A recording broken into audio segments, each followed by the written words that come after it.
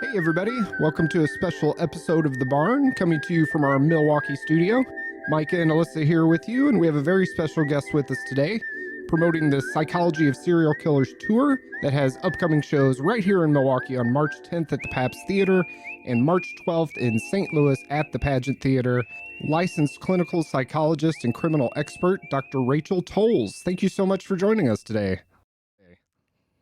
Thank you for having me. I got to be honest, I'm going to 45 cities, and the one I am the most excited about is Milwaukee. Yes. I've been dying. I cannot wait. I'm actually probably spend an extra day there because Milwaukee is, for a lot of reasons. Obviously, Dahmer is one of them, and we're going to probably get into that. Yes, yeah, absolutely. So just a matter of blocks from where we record our shows, actually. Okay. So near and dear to us. Just real quick, can you tell our listeners what you do exactly and quickly, like how you got there? Yeah, I mean, I'm a clinical psychologist. I work in forensics with people who I worked with some of the most dangerous people, women specifically, strangely enough. Most of the people I've worked with are women who've murdered their whole families and that kind of thing. So worked in maximum security facilities, trying to inspire a lot of these women to not take their own lives and making sense of how they got there. And then on top of that, I'm in private practice with, very privileged people, you could say. And, so it's a very wide range of people that I work with throughout my life. And I've studied serial killers for over 20 years. And I just, I do high profile court cases. I'm a consultant on some of your favorite television shows and, that kind of thing. So I think that answers your question. And we were going to ask that, what television shows would we be familiar with? Unfortunately I cannot give that information away because it would be HIPAA because it would violate that. But at some point I will probably be able to tell you. I cannot right now. Yes, that's very exciting. Yes. We also have the Psychology of Serial Killers tour, which you're on right now, right? Do we have a show last night? Had a show last night here in San Diego, and it's always interesting because what the show it looks like is I'm writing a book about the serial killer formula. So what makes a serial killer, and breaking down 9 cumulative factors that I have found across the board with all serial killers that I've ever studied. And it's funny because sometimes I'll get one that I've not heard of because there's a lot of them. And I'll always be surprised that I've never heard of this one.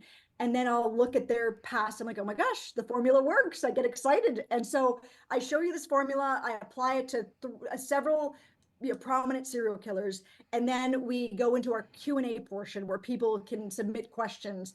And then we can do a deep dive into either some of the topics I've covered or some other ones I haven't covered. And it's a nice community event for like-minded people who are just as curious as we are. That's so interesting that you said that you still come across serial killers that you have not heard of before, being in your career as long as you have. That's really intriguing. I'm curious to know if there's so many infamous serial killers, Bundy and Dahmer and BTK, Gacy. Are there any serial killers that you've come across that you're surprised aren't more popular in the true crime community, more well known? So many. Okay, for example, in Anaheim, I always ask this question, like, so who's heard of Randy Kraft?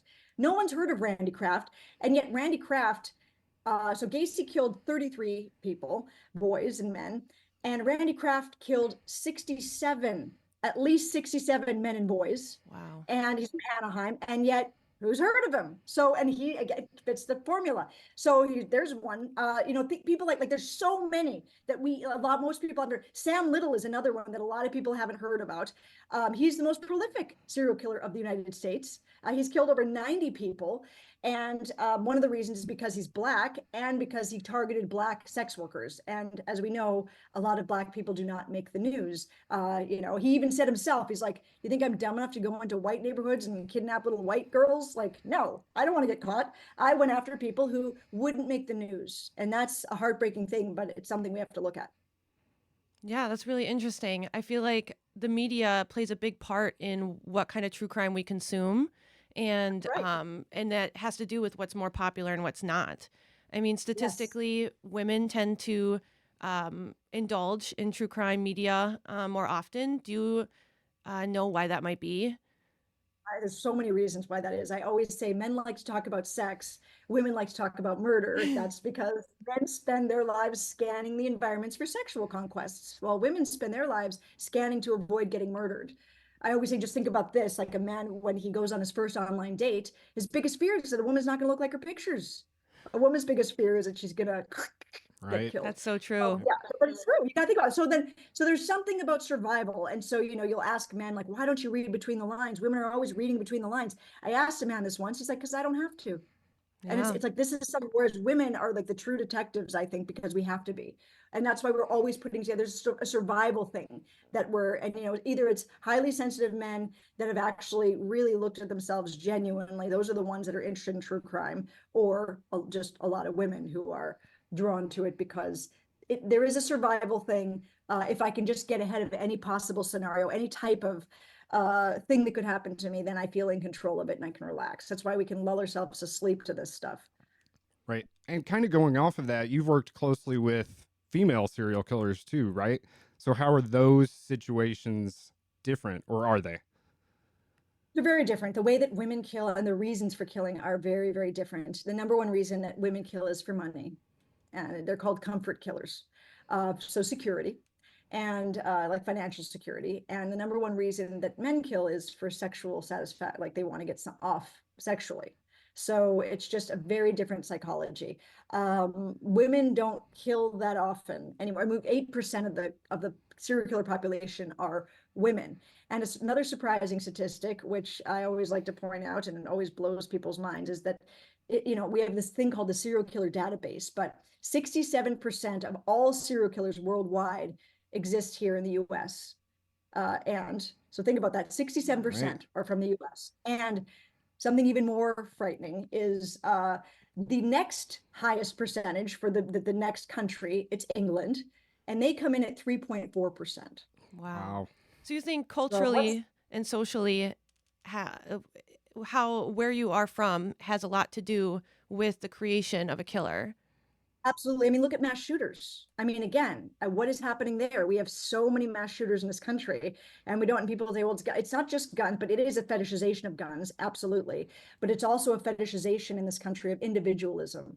And I think that mental health will be better if we can get into communities. Like, we need to be working on building community. That's why I wanted to do this tour, because I like the idea that there are a lot of people that can come together as a community and have these talks and be open and ask the right kind of questions, to ask ourselves about the human condition. Because yes, I'm talking about serial killers, but ultimately I'm talking about an extreme version of us humans. And I believe that had these circumstances existed in any of our lives, we might be a serial killer as well. So we have to be looking at these things. So on you're hitting all these different cities, and you're going to come to Milwaukee, coming to Milwaukee on March 10th. So I'm guessing a lot of local things come up based on the city you're in, right? So, Yes, local things. So so I our got to say, okay, go ahead. go ahead. Yeah. So obviously our local thing is Dahmer. So I'd love to hear your thoughts on Dahmer, and maybe more importantly, why he's more infamous, I guess is the right word, right? So why is there so much more intrigue? You mentioned some of the people that no one's even heard about. Why do you feel like Dahmer is so popular?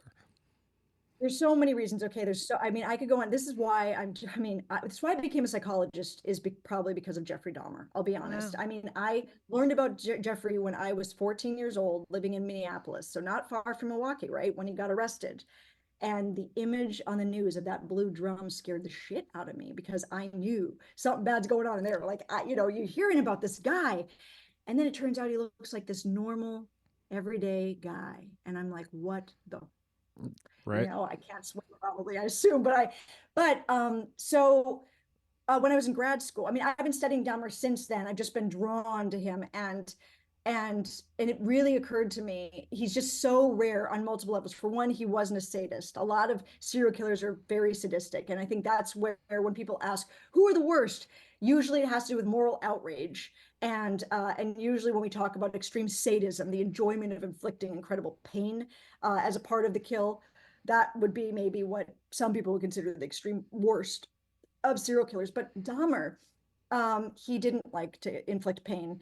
And he was a rare bird in the fact that he not only, he drugged his victims, and then he, strangled them, and then he had sex with their dead bodies. And then he wanted to eat them. He's a cannibal. He's not only just somebody who was a necrophiliac, but he was a cannibal. And then he was also drilling holes into their skulls to try to turn them into human zombie dolls by pouring, hydrochloric acid into these holes, keeping them alive, because he saw killing them as a waste. The fact that he's a serial killer who hated killing is so fascinating. He saw it as a waste. That's why he was trying to create zombie dolls, because he's like, if I can just keep one with me as long as possible, then I won't have to do this anymore. So he was actually trying to solve the problem because he knew that he had this addiction.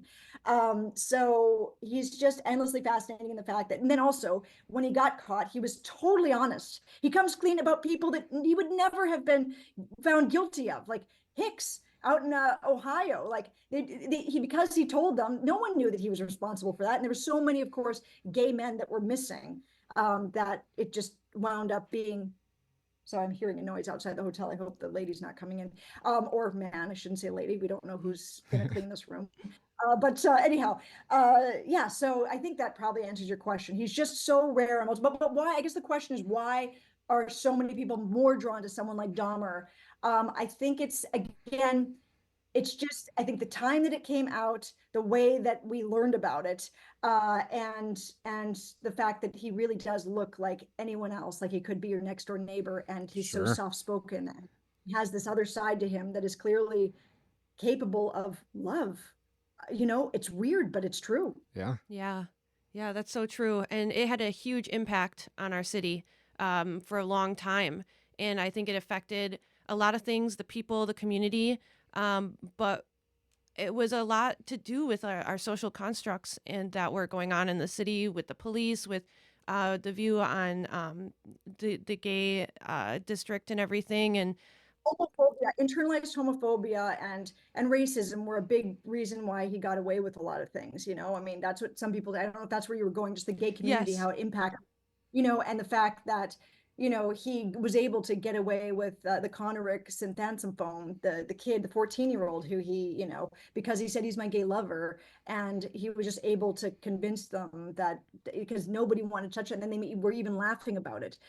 So that, I mean, I don't know if that's where you were going, yeah, but I know that.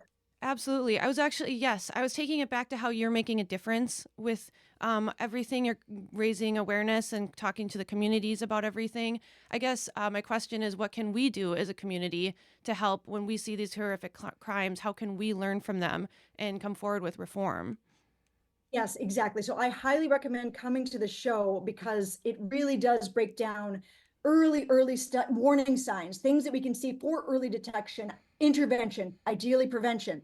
And so that's what my goal is, ultimately, is for us to understand, there are things we can do. There are things we can start identifying. And we know that if we can get these potential serial killers by the time they're juveniles, we get them around then, we can turn things around. And then even the question of, can serial killers, once they're in jail, can they possibly be reformed? And I talk about that. So, but it's a matter of ideally prevention is what we're talking about. So we have to detect it. So I would recommend coming to a show, because it's so much that I cover in a short period of time. Like I said, I'm writing the book, but it will at least give you a sense of things to look out for, and ideally to have more compassion to your fellow humans. It's like we all are going through stuff, and we never know what's going on behind these faces of ours that may just be masks. Yeah, and you talk about prevention while they're young, and I guess maybe this might be a bit of a personal question, but have you ever had anybody come to you out of concern that someone they know is exhibiting early signs of a serial killer?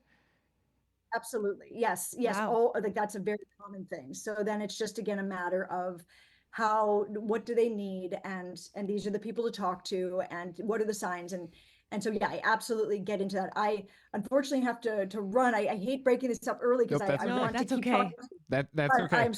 this has been such a pleasure, you guys. I cannot wait. I hope you're both coming to a Yeah, show. thank you. Yes. We absolutely are. So that's the Psychology of Serial Killers tour, Sunday, March 10th, Milwaukee Paps Theater. We will see you there. Thank you so much for the time. Yes, Can't wait to thank you talk to you so more. much. It was such a pleasure to meet you guys. And please introduce yourself after the show. I'd love to shake Oh, your hands. Oh, absolutely. thank you Absolutely. so much. All right. Thanks for the time. Take care.